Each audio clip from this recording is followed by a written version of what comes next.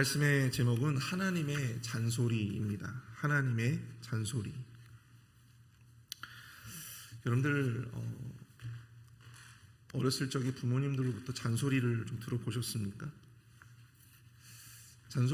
부모님의 잔소리가 그 당시에는 참 귀찮고 짜증나는 그러한 순간이지만 돌이켜보면 그 모든 잔소리는 결국에는 나를 위한 사랑의 소리였다라고 하는 사실을 깨닫게 됩니다. 내가 조금 더 나은 사람이 될 수 있도록, 또 내가 조금 더 나은 삶을 살 수 있도록 우리 부모님들이 그 자녀를 향해서 그 사랑의 마음을 담아서 전했던 그러한 기회의 메시지였던 것이죠. 오늘도 우리는 예레미야를 통해서 유다와 유다 주변의 열강들에게 주시는 하나님의 이 죄와 심판에 대한 그런 메시지들을 우리가 오늘 또한 보게 됩니다. 사실 예레미야가 진행되는 내내 끊임없이 이런 비슷한 말씀들을 계속해서 반복하심을 보게 되죠. 그 대상만 달라졌을 뿐 하나님은 끊임없이 죄와 또한 그 죄에서 회개하지 아니하면, 돌이키지 아니하면 심판하시겠다라고 하는 이 반복적인 메시지들, 아마 여러분들도 새벽마다 그런 어떤 은혜와 축복에 대한 메시지를 참 들으면 기분이 좋으시겠지만 끊임없이 이런 죄와 심판에 대한 어떤 그런 내용들을 계속해서 들으셨을 때 때론 그런 마음도 드셨을 것 같아요. 정말 오늘도 또 저 이야기인가? 근데 왜 하나님께서 이렇게 반복적인 말씀을 우리에게 허락하시는 걸까요? 왜 이 타이밍에, 왜 이 순간에, 우리의 삶의 여정 가운데 왜 하나님께서는 예레미야를 우리로 하여금 묵상하게 하시면서 왜 예레미야로 하여금 우리에게 그 심판과 죄에 대한 말씀들을 우리에게 허락하시는 것일까? 우리가 좀 그것을 한번 고민해 보았으면 좋겠습니다. 왜 하나님은 우리에게 그토록 반복적으로 매일같이, 매일 새벽마다 예레미야의 입술을 통하여 죄와 심판에 대한 이런 메시지들을 말씀해 주시는 것일까? 우리 부모님들이 우리에게 주셨던 그 반복되는 그 잔소리들, 우리로 하여금 더 나은 사람이 되라고, 더 나은 삶을 살라고 하셨던 그 부모님들의 잔소리처럼 끊임없이 우리에게 주어지는 이 반복되는 하나님의 이 메시지 속에서 우리는 단순히 그것을 경히 여기고 또 그것을 간과하는 것이 아니라 그 안에 담겨져 있는 하나님의 그 사랑의 음성을 우리가 좀 한번 오늘 들어볼 수 있는 은혜가 될 수 있기를 축복합니다.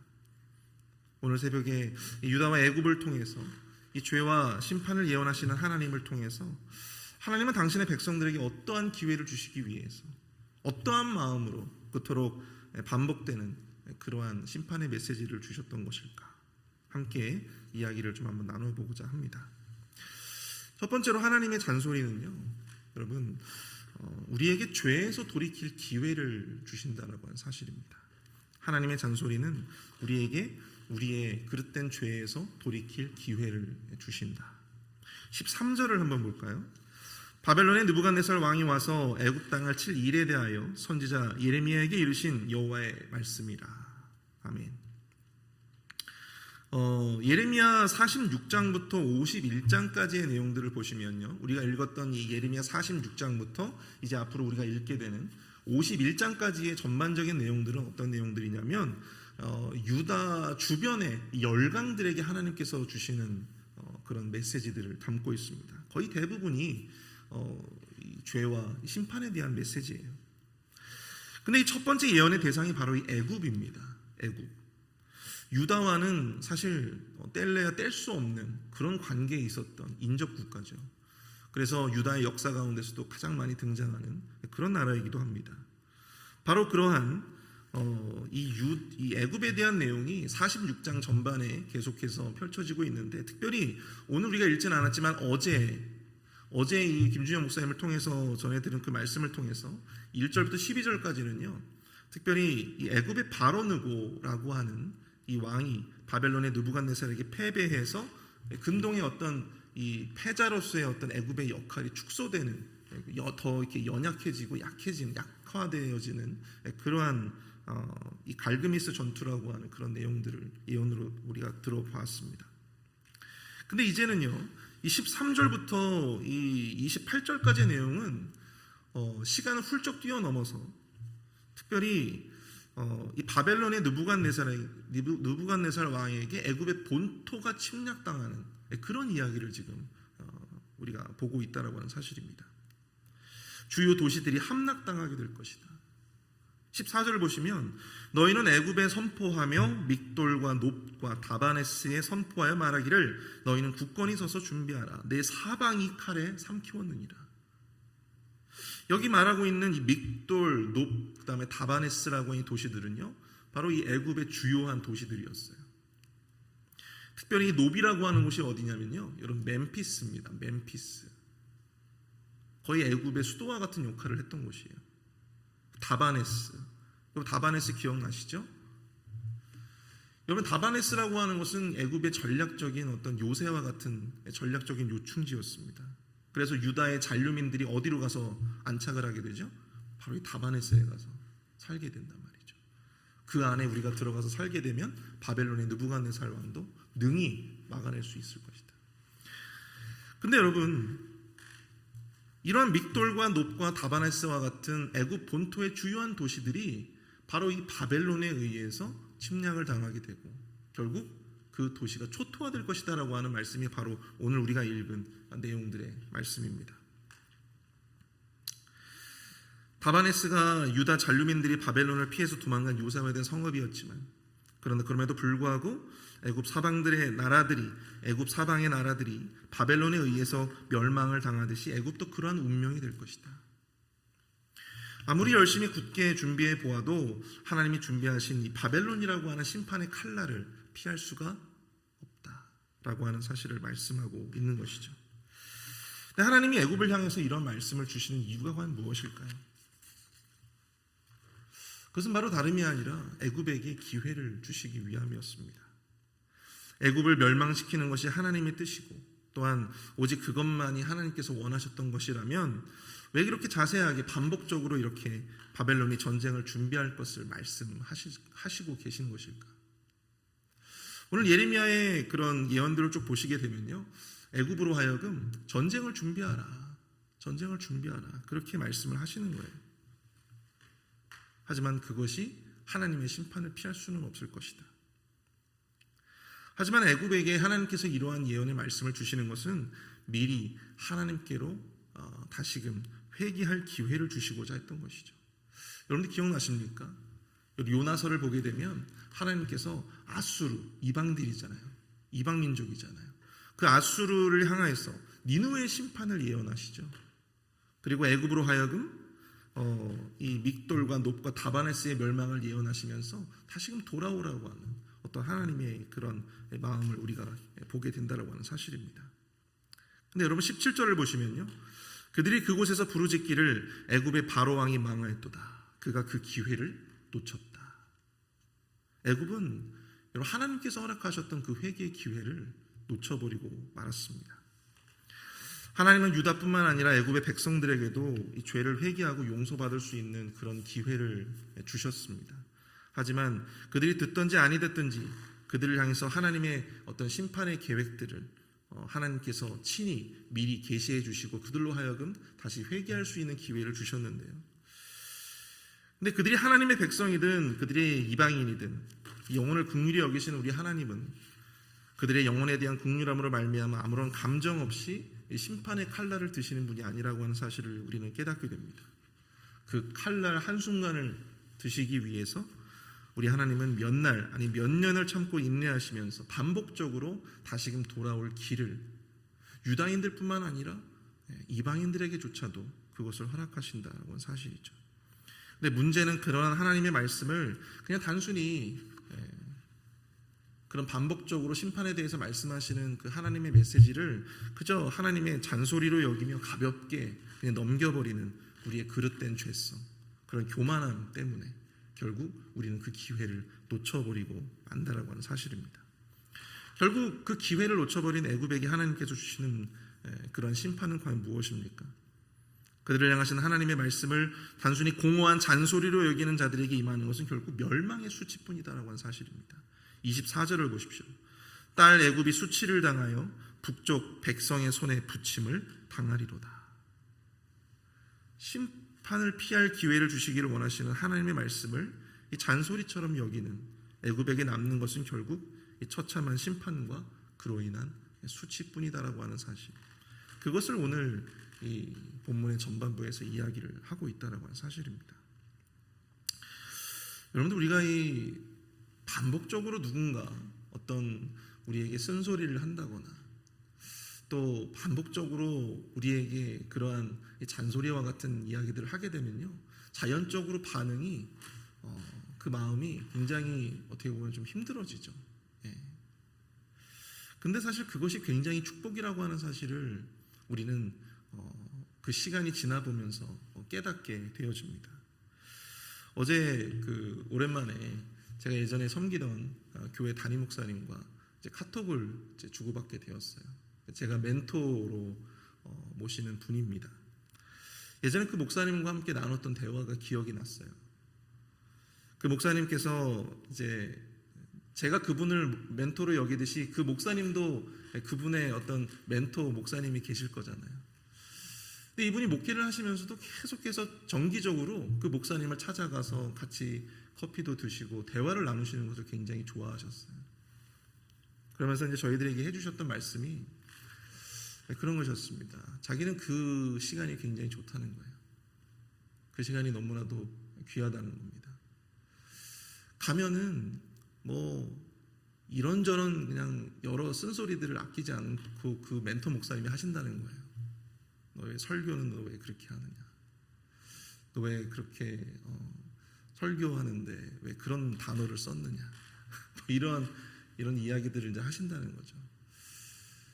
근데 그분이 그런 말씀을 하시더라고요.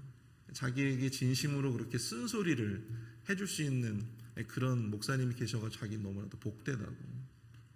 그러면서 저희들에게 엄청난 쓴소리를 또 하셨죠. 근데 여러분, 생각해보면 우리에게 더 나은 사람이 되기 위해서, 또한 더 나은 삶을 위해서 우리에게 반복적으로라도 그런 쓴소리를 아끼지 않는 어떤 그런 존재가 있다고 하는 사실은 여러분, 우리에게는 굉장히 큰 축복인 줄로 믿습니다. 여러분들은 어떻게 느끼시는지 모르겠어요. 여러분, 하나님과의 관계에서도 마찬가지 아니겠습니까? 곰곰이 저희들도 한번 생각해봐요. 왜 하나님께서 이렇게 예레미야와 같은 길고도 또 아주 그 심판과 멸망에 관한 이런 메시지를 왜 우리 교회에 자꾸만 이렇게 허락하시는 걸까? 고민이 되잖아요. 근데 그 속에서 우리가 그냥 단순히 맨날 똑같은 말씀이네, 맨날 치는 말씀이네, 이렇게 생각하면서 우리가 그냥 넘겨버리면 여러분, 하나님의 그 진심이 읽혀지지가 않잖아요. 그렇지 않겠습니까? 여러분, 하나님의 진심을 좀 여러분들이 그 메시지들을 통해서 여러분들이 좀 느끼시는 은혜가 있게 되기를 축복합니다. 우리에게 더 나은 삶을 위해서, 우리에게 더 나은 복락의 삶을 제공하고자 하나님께서 이 예레미야를 통해서 우리에게 주시는 그 말씀들, 우리에게 다시금 회개할 기회를 주시고 우리에게 다시금 돌이킬 수 있는 기회를 허락하시는 그 주님의 음성을 여러분들 꼭 한번 들어보셨으면 좋겠어요. 누군가 나를 위해서 이렇게 진심으로 이러한 잔소리를 해준다라고 하는 사실이 여러분 얼마나 큰 축복인가. 하나님의 말씀을 여러분들 가볍게 그냥 넘기시지 않으시기를 축복합니다. 잠언 우리 3장 11절에서 12절 말씀을 보시면요, 내 아들아, 여호와의 징계를 경히 여기지 말라. 그 꾸지람을 싫어하지 말라. 대저 여호와께서 그 사랑하시는 자를 징계하시기를 마치 아비가 그 기뻐하는 아들을 징계함과 같이 하시느니라. 여러분, 하나님께서 이러한 예레미야를 통해서 우리에게 이런 심판과 또한 죄와 이 허물에 대한 그런 말씀들을 반복하시는 이유가 무엇일까? 여러분, 그 말씀을 경히 여기지 마시고 그 안에서 우리를 사랑하는 자녀로 여겨주시는 하나님의 그 사랑을 여러분들이 꼭 느끼시는 저와 여러분들 될 수 있기를 축복합니다. 그래서 하나님께서 다시 돌아오라고 하는 그 회개의 기회를 주시는 그 하나님의 마음을 기억하시고 우리의 그릇된 자리에서 다시금 돌이키는 은혜의 삶이 우리의 삶을 통해서 이어지게 되기를 축복합니다. 두 번째로 우리가 이 하나님의 잔소리를 통해서 생각해 볼 수 있는 것은요, 바로 우리에게 참된 회복의 기회를 주신다라고 하는 사실입니다. 하나님의 잔소리는요, 우리에게 참된 회복의 기회를 주신다. 여러분, 애굽에 대한 심판의 메시지가 단순히 애굽이 망하라고 하는 그러한 저주의 메시지가 아니라 회개를 촉구하는 하나님의 잔소리임을 우리가 어떻게 할 수가 있느냐? 여러분, 그것은 바로 애굽에 대한 회복을 겸해서 말씀하고 있기 때문입니다. 26절을 한번 볼까요? 내가 그들의 생명을 노리는 자의 손, 곧 바벨론의 느부갓네살 왕의 손과 그 종들의 손에 넘기리라. 그럴지라도 그 후에는 그 땅이 이전 사람같이 사람 살 곳이 되리라. 여호와의 말씀이니라. 여러분, 앞선 말씀을 통해서 애굽의 대표적인 그 도시들이, 그 본토의 도시들이 초토화되는 거예요. 사람이 살지 못할 정도로 초토화될 것이다. 그런데 그 일이 있고 난 후에는 그 땅이 이전같이 사람 살 곳이 되리라. 회복에 대해서 이야기하고 있는 거예요. 하나님의 백성 이스라엘뿐만 아니라 이방인 애굽의 회복까지 약속하시는 하나님. 여러분, 하나님께서는요, 우리에게, 하나님의 음성은 우리에게 회개할 기회와 더불어 우리에게 회복의 기회까지도 더불어 말씀해 주시는 분이심을 우리가 이 말씀을 통해서 깨닫게 되어진다고 하는 사실입니다. 또한 여러분들, 유다에 대한 회복도 말씀하고 계세요. 27절입니다. 내 종 야곱아 두려워하지 말라. 이스라엘아 놀라지 말라. 보라, 내가 너를 먼 곳에서 구원하며 내 자손을 포로된 땅에서 구원하리니 야곱이 돌아와서 평안하며 걱정 없이 살게 될 것이라. 그를 두렵게 할 자 없으리라. 여러분, 하나님께서 이스라엘 향해서 뭐라고 부르십니까? 내 종 야곱아, 내 종 야곱아, 이스라엘아. 여러분, 여전히 하나님께서는요, 이스라엘 백성들을 그냥 내치신 것이 아니라, 그 관계가 끊어진 것이 아니라 주인과 종의 관계, 왕과 백성의 관계가 여전함을 우리가 이 말씀을 통해서 보게 된다는 사실이죠. 나라가 망해 없어지고 또 심판받아서 멸망한 그 이후의 삶일지라도 하나님께서는 여전히 유다를, 하나님께서는 여전히 이스라엘을 여기시고 야곱이라 불러주시는 것입니다. 28절을 볼까요? 여호와의 말씀이니라. 내 종 야곱아, 내가 너와 함께 있나니 두려워하지 말라. 내가 너를 흩었던 그 나라들은 다 멸할지라도 너는 사라지지 아니하리라. 내가 너를 법도대로 징계할 것이요 결코 무죄한 자로 여기지 아니하리라 하시니라. 자, 여기서도 하나님은 뭐라고 부르세요? 내 종 야곱아. 비록 심판을 받아서 예루살렘이 멸망했다 했더라도 하나님께서는 여전히 야곱과 이스라엘을 당신의 종으로 여기고 계심을 보게 됩니다. 사랑하는 성도 여러분, 하나님과의 관계가 끊어지지 않는 한 여러분, 이스라엘에는요 바로 회복의 기회가 여전히 남아있다라고 하는 사실을 여러분들 우리가 보게 된다라고 하는 사실입니다. 내 안에 여러분들 믿음이 여전하다면, 하나님과에 대한 신뢰가 내 안에 여전하다면, 하나님과의 관계가 끊어지지 않는다면 우리에겐 지금의 실패와 절망을 넘어서 다시금 회복할 수 있는 기회가 있다라고 하는 사실이에요. 여러분, 그 사실을 믿으십니까? 근데 여기서 주목해야 될 부분이 있어요. 바로 28절 후반부인데요. 내가 너를 법도대로 징계할 것이요 결코 무죄한 자로 여기지 아니하리라. 이 전반부에 나타나는 이 하나님의 이 말씀의 온도하고는 조금 다른 그런 말씀이잖아요. 전반부에서는 뭔가 이 은혜롭고 자비로운 하나님의 말씀인 것 같은데, 근데 여러분, 내가 너를 법도대로 징계할 것이다. 앞에 분위기라고 하면 어떤 말씀이 와야지 맞을까요? 네가 무슨 죄를 지었든지 나는 너를 용서할 거야.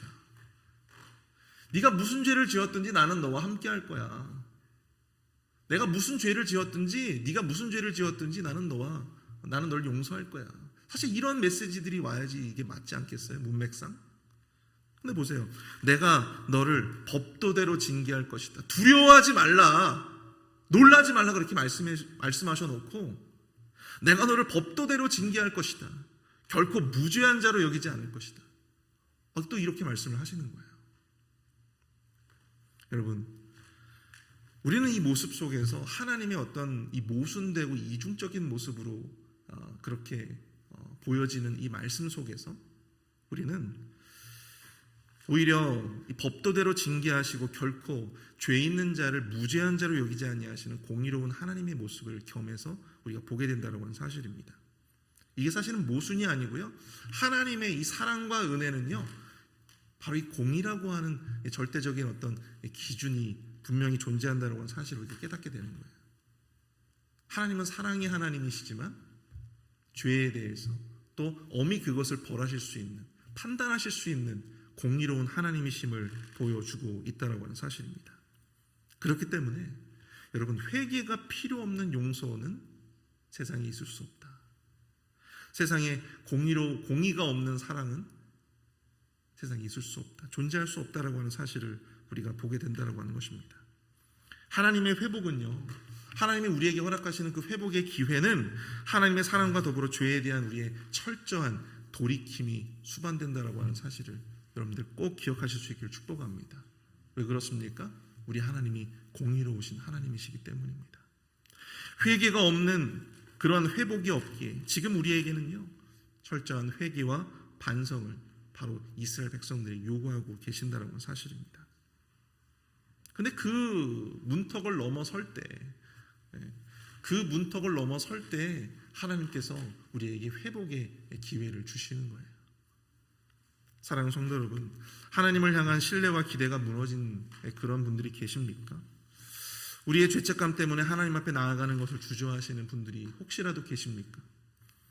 그러나 하나님께 우리는 여전히 내 종 야곱과 같은 그러한 존재임을 여러분들 기억하실 수 있길 축복합니다. 우리가 그 어떤 죄를 지었다 할지라도 하나님은 우리를 여전히 당신의 아들로 여기시고 또 당신의 딸로 여기시고 또 당신의 종으로 여겨주신다라고 하는 사실이죠.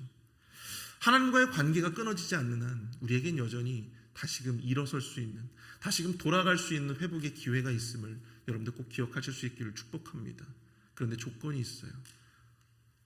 바로 그 죄와 허물의 자리에서 돌이켜야 합니다. 다시금 그 죄와 허물의 자리에서 계속해서 이 한 발을 담근 채 그렇게 하나님을 섬길 수 없다라고 하는 사실이에요. 우리를 법도대로 징계하시고 결코 죄 있는 자를 무죄한 자로 여기지 아니하시는 그 하나님의 공의하심이 여러분 결코 우리에게 그 회복의 기회를 제공할 수 없어요. 우리가 우리의 죄에서 돌이켜 회개하며 다시금 우리가 있어야 할 자리로 돌아온다면 하나님은 여전히 우리에게 회복의 기회를 열어주실 것입니다. 하나님의 잔소리에 여러분들 귀 기울이실 수 있기를 축복합니다.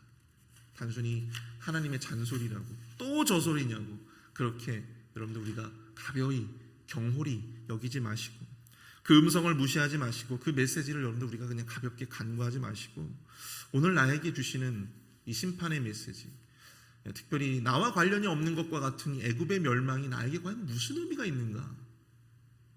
그러나 여러분 그 메시지를 통해서 오늘 나에게 주시는 하나님의 그 회개의 기회, 그 회복의 기회를 여러분들 꼭 묵상하시고 잡으시는 저와 여러분들 수 있기를 축복합니다. 그 속에서 하나님의 축복의 삶이 또 여러분들의 삶 가운데 있게 될 줄로 믿습니다. 우리 시간 함께 우리 말씀을 생각하시면서 함께 합심해서 기도하도록 하겠습니다. 끊임없이 인내하며 또 우리에게 더 나은 신앙인의 길을 요구하시는 하나님, 우리의 죄와 허물 속에서 그 오물통에서 벗어나 다시금 주님의 은혜 안에 거할 수 있도록 회개와 회복의 기회를 주시는 그 주님을 신뢰하게 하여 주시옵소서. 우리의 죄에서 돌이키게 하여 주시고 우리의 삶이 회복될 수 있는 은혜를 허락하여 달라고 이 시간 우리 함께 합심해서 기도하며 나아가도록 하겠습니다.